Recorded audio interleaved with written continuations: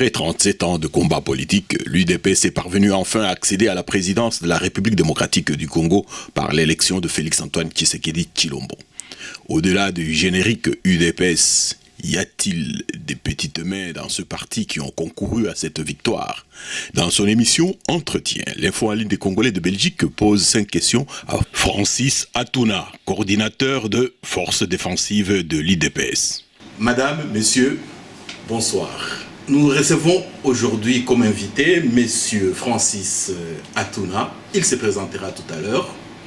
Depuis le 24 janvier 2019, il y a eu alternance à la tête du pays. Et arrivé au pouvoir, Monsieur Félix-Antoine Tshisekedi Tshilombo, leader de l'UDPS. Dans l'UDPS, il y a des mouvements. Dans l'UDPS, il y a des organisations que nous ne connaissons peut-être pas. Et parmi ces organisations, il y a une organisation qui s'appelle Force défensive de l'UDPS. Et c'est le coordinateur de ce mouvement que nous recevons aujourd'hui. Monsieur Francis Atuna, bonjour. Bonjour, monsieur.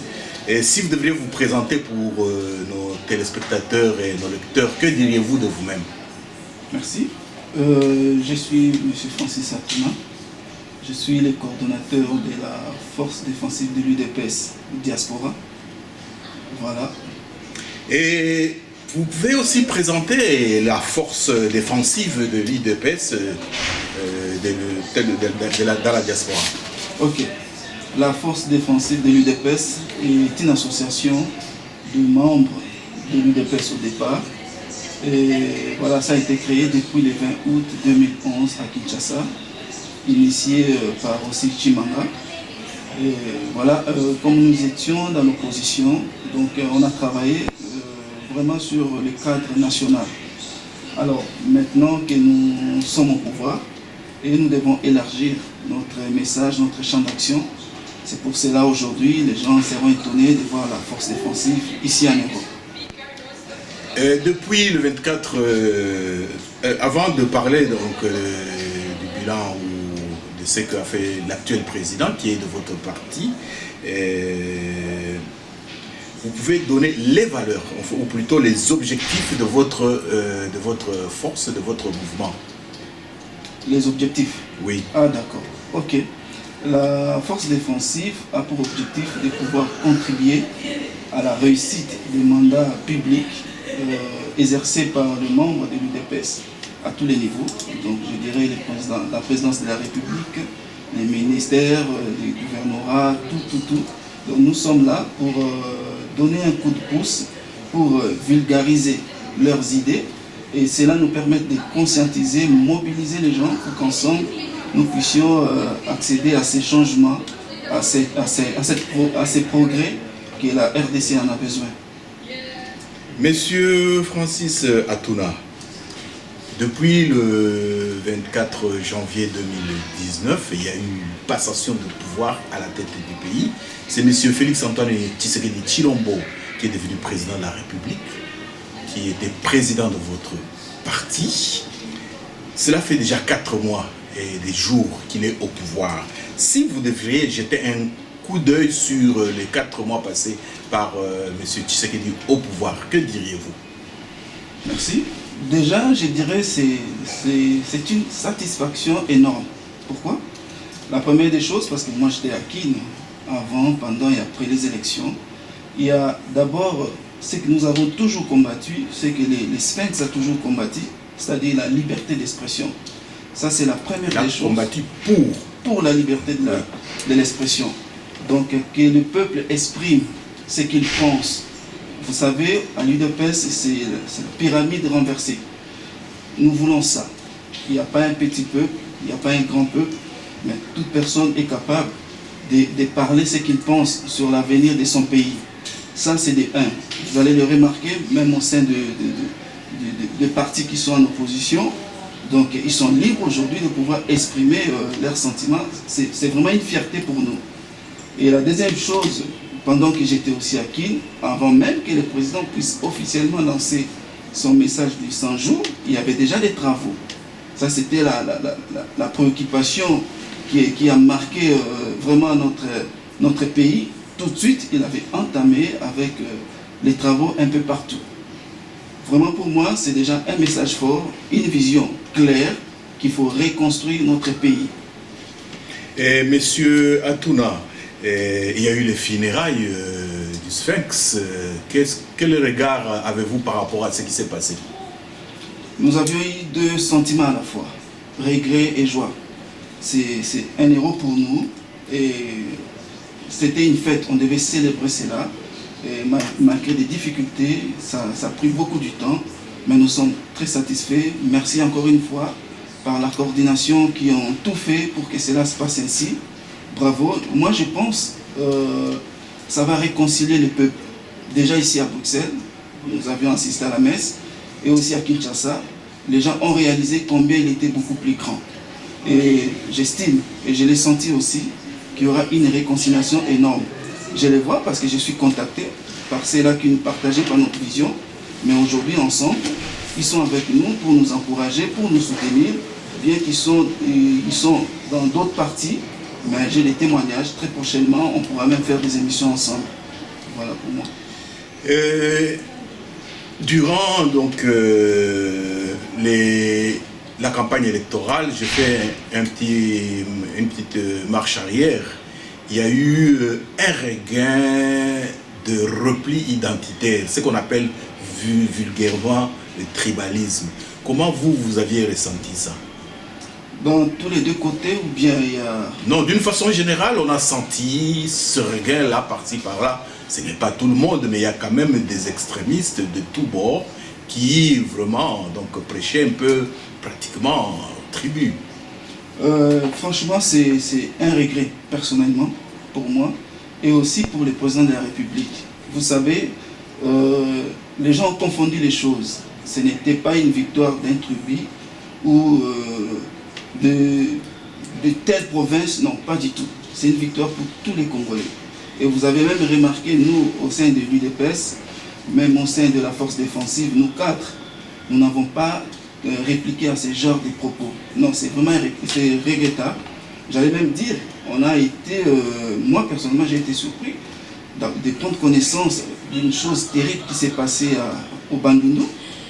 Les gens croyaient que cela a été provoqué par des gens appartenant à une région. Or, cela a été faux. Donc, c'était vraiment des individus qui ne sont même pas des Congolais, qui ont profité de cette occasion et que cela puisse provoquer davantage les haines, la rivalité. Et voilà, heureusement, quand même, merci au peuple congolais, nous n'avons pas totalement tombé dans ces pièges. Et je dirais par contre, il faut toujours continuer dans ce sens. Le président de la République ou les partis UDPS n'est pas là pour séparer. C'est l'unité nationale. Nous allons toujours prôner cela. Nous allons toujours défendre cela. Nous devons reconstruire notre pays parce que ça ne va pas nous profiter du tout. Et vraiment, il faut mettre hors d'état de nuit tout celui qui va ramener une parole ou bien un message de division. Ça, c'est pas bon. Monsieur Francis Atouna, il y a eu les élections. Bien sûr, vous avez remporté la présidentielle, mais vous avez perdu au niveau des assemblées, au niveau des provinces. Et même des gens critiquent l'alliance Kabila-Tshisekedi. Qu'en dites-vous? Oui, et le président l'a aussi dit, il y avait eu du mal dans tout. Heureusement, Dieu nous a soutenus, le peuple congolais était derrière son président, nous avons gagné les élections. Maintenant, nous allons nous mettre au travail pour que ce genre de choses ne puissent plus revenir. Donc le président travaille sur ça, vous avez compris cela parce que cela a frappé tout le monde, pas seulement l'UDPS. Il y a certaines choses que je ne veux pas du tout entrer en détail, que tout le monde connaît, c'est un mal, et nous allons travailler sur ça pour qu'en 2023, qu'il ne puisse plus y avoir des choses pareilles. Vraiment, c'est quelque chose qui a dérangé tout le monde, on comprend. Mais nous allons redresser notre pays, nous allons remettre toutes les valeurs qu'il faut, un état de droit, comme on dit toujours, le respect des textes. Ça sera toujours notre combat, comme on dit toujours, on défend les valeurs démocratiques. Monsieur Francis Atouna, bientôt un gouvernement va sortir et le chef du gouvernement c'est quelqu'un de Kabila et sûrement la majeure partie des ministres viendront du camp de Kabila parce qu'ils ont la majorité au Parlement. Comment vous pensez que votre parti peut travailler avec des gens que vous avez combattus il n'y a même pas longtemps? Merci. Nous sommes tous régis par une constitution. Et l'UDPS défend toujours le respect des textes. Donc, moi je pense, pour moi je dirais, ce sont des Congolais. Notre pays était vraiment par terre. Nous voulons reconstruire ces pays. Alors, celui-là qui se retrouve soit dans l'UDPS ou dans l'opposition, il a les devoirs de pouvoir faire du bien pour son pays, c'est-à-dire les progrès. On ne pourra pas sortir de cette vision qu'a lancé le chef de l'État. Si tu te retrouves ministre, mais il y a déjà une vision que tout le monde doit respecter. Parce que nous avons un souverain primaire qui est le peuple. Il est là comme une sentinelle pour surveiller tout ce qui va se passer. Je pense, le peuple congolais qui sont de l'autre côté, peu importe leur couleur politique, mais je pense qu'ils doivent travailler dans le bon sens, dans la vision du progrès social. C'est ça ce qui préoccupe le peuple. Et qu'est-ce que vous ne pourriez pas accepter de la part des ministres qui seront dans le gouvernement, dans le prochain gouvernement, comme comportement, comme on l'a vu sous le régime Kabila, corruption, détournement? Est-ce que du fait que vous êtes en alliance, vous allez fermer les yeux, ou comment vous pensez que votre parti pourrait réagir à cela?